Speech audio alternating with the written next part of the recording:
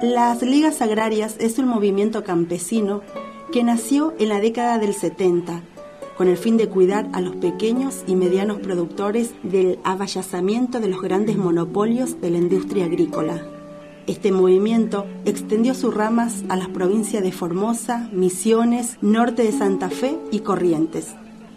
Estos, en su labor de defender los intereses de los agricultores, también enseñaban diferentes actividades referentes al campo. Varios de los integrantes de la Liga Agraria sufrieron persecuciones, torturas y muertes en manos del gobierno represor que ocupaba nuestro país.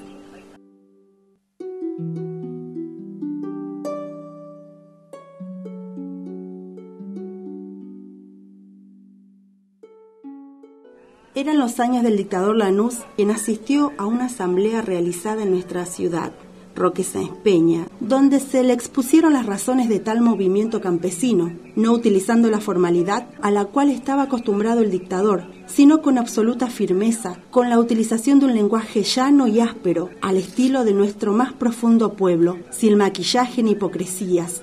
Y entre esos oradores estaban los más férreos luchadores, jóvenes inundados de ideales, que sin tapujos fueron los más fieles expositores de todos los pequeños y medianos productores de la región.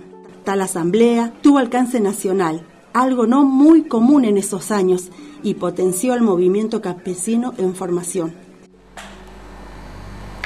Las Ligas Agrarias del Chaco fue el movimiento agrario más grande que tuvo la historia argentina. Nunca en la historia argentina existió el movimiento agrario de la magnitud que tuvieron las Ligas Agrarias del Chaco, y fue una de las más importantes de América Latina. ¿Por qué fue el más importante? Por el poder de convocatoria que tenían. Monseñor Di Stefano, cuando se forman las Ligas Agrarias, fue el principal dirigente o la figura convocante. En esa época había mucho descreimiento hacia los dirigentes, lo mismo que pasa hoy, ¿no?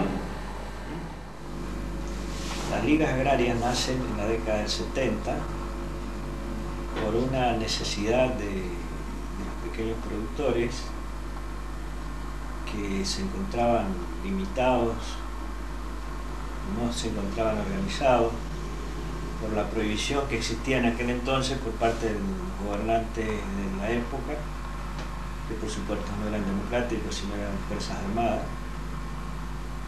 Y al estar prohibido la participación del peronismo, que era una fuerza que representaba a la clase popular, y en este caso las ligas agrarias apoyaban a los pequeños productores, los minifundistas, y un grupo de jóvenes que encabezaba como asesor el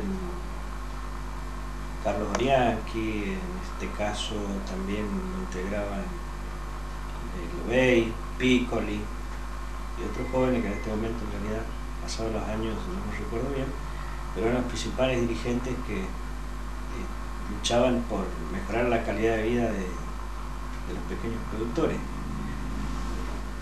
Al estar prohibidos los partidos políticos, principalmente el peronismo,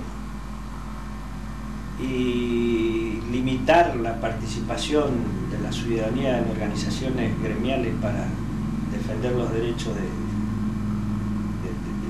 trabajador, nace por una necesidad estas ligas agrarias, y que desde luego tuvo su orientación política, principalmente con el peronismo.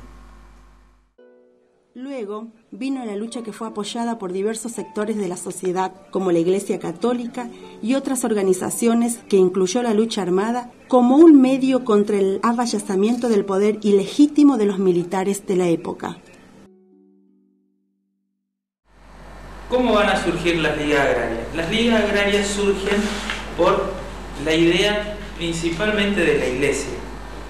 Hay un librito que se llama el Concilio Vaticano II y que es un libro o un documento que saca la Iglesia como para preparar ideológicamente a los que la Iglesia querían que conduzcan, ¿cierto? Para sacar dirigentes. Saizpeña fue el centro de la organización de las ligas agrarias. En la década del 70 existían obispos muy comprometidos con la sociedad. En este caso, si bien es cierto, los jóvenes de ligas agrarias nacen de un movimiento cristiano, ya que eran militantes de la iglesia, tenían también apoyo por algunos sacerdotes, en este caso particular de las ligas agrarias por el reverendo padre